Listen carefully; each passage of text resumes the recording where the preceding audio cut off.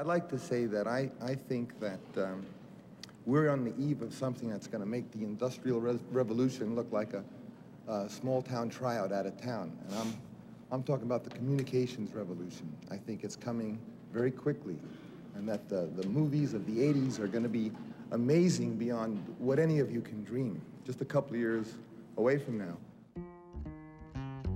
My recollection of the reaction at the time was that a lot of filmmakers who were still making films in the traditional way, and this was 1980, and the traditional way had been going on since the beginning of sound filmmaking, and even before then, just sort of snickered at us and said, you guys are crazy, and they said Francis has got, science fiction on his mind. I don't think anyone believes me when I say that electronics can change the business or production. If you engage in a longer conversation with people, they'd say, okay, fine, at some point in the future, I'll be able to go out with a little electronic camera with a floppy disk in it, and I'll be able to make a movie, but that's so far in the future, it's not even worth thinking about.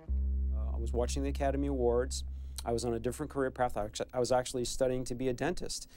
I see a communications revolution that is about movies and art and music and digital electronics and computers and satellites and, above all, human talent. I stopped dead in my tracks. Went to my parents and said, I want to be a filmmaker. And I tie it directly to that speech, directly to that moment.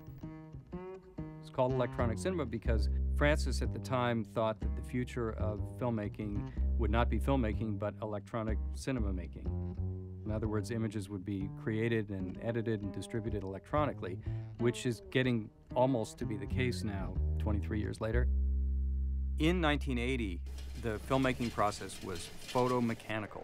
Francis was literally the only person to take the electronic technology that existed and put it to use to make films. Even the personal computer, which we all use and take for granted now, was not part of everybody's work process at the time.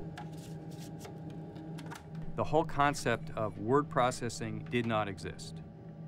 Today, it's standard practice for filmmakers to use electronic pre-visualization, storyboarding their scenes, to be able to take portable digital nonlinear editing systems on location, and for directors to be seeing edited versions of their scenes while they're still on location shooting. None of that was standard procedure before. One from the Heart changed all of that. It was as if this great experiment was happening in the Silverfish, and what did Francis know that none of the rest of us knew? The Silverfish was an Airstream motor coach that had been equipped with what at the time was a state-of-the-art half-inch video editing system. Editors would pick up film and go, I never want to, I always want to be able to feel the film. I want to hold it up to the light and see the image. And people felt threatened by the possibility that the process could change so much. That's what the Airstream does. I'll be in there some of the time, being able to see the work as though I were the audience. It's a video control room through a very fine intercom system, which comes with the truck. Image control, you with me on this? We're able to say what we want, and then a shot be designed to full that purpose. So that at the end of each day, we not have only shot the scene, we've also edited it. We have a total communication with the set, a total communication with the actors. Oh no, it was my idea. I don't know.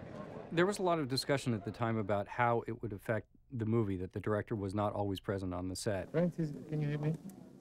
It would be easy to say, oh, well, Francis retreated to this mobile home and he didn't have contact with the actors, but that's not really true. He'd bring them into the mobile home, they'd have very private discussions. There was sometimes a good way to talk with an actor, and he'd come out on the set.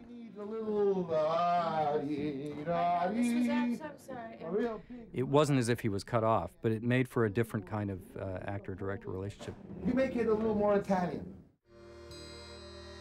We got a hold of a device called the Ultimat, which was a video composite device that allowed you to take a shot of someone, an actor, in front of a blue screen,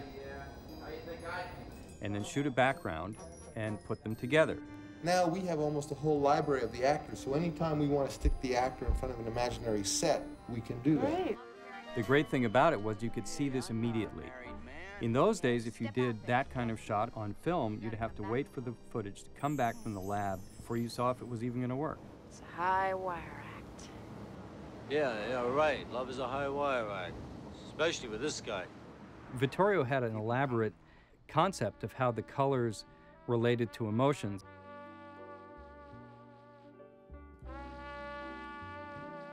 Give the kind of sense of color around each single scene that respect the kind of emotional state of the protagonist. The concepts weren't the ones that you're used to. You wouldn't say like, red means angry, green means jealous. No, no, no, no, no. The green light is jealousy. He knew what he was doing, both with color and light intensity and saturation, and was playing with that throughout. Everything's through control of console dimmer. Let's see it. Okay. Mm-hmm. Oh, yeah, that's the baby. Vittorio used a lighting board that was imported from theater, and it allowed for a great deal of flexibility. You'll see that elaborate lighting cues are being performed that couldn't be done just by a bunch of electricians flicking switches on and off. There's a guy on a dimmer board actually, sliding one light on and the other light off. We can put 1,000 different lighting patterns into the memory and call forth any one of those lighting patterns we need. Totally computerized. Like a dream.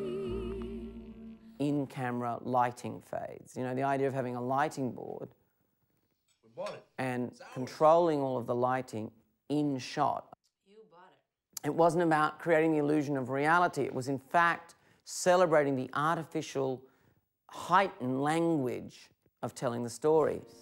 There's that sequence in the mirror. What are you looking at so hard, honey?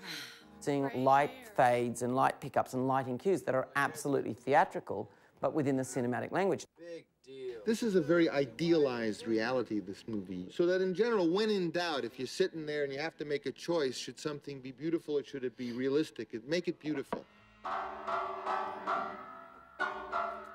The conception of the movie was that it would be like live television or like theater, but beautifully filmed. Okay, come on, bring it down, guys. Are we still going to do this other shot? I don't know. Now we are trying to still keep the information on negative, but having a video camera attachment on the movie camera.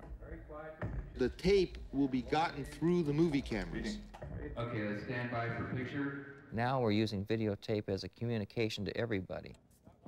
There's probably 6 areas on this lot that you can walk into a room and there's somebody watching the set that has to know what's going on.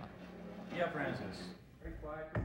Francis, as far as I know, was the first director to use the video assist that was available at the time, and not just watch it while the shooting was going on, but also record it and edit it.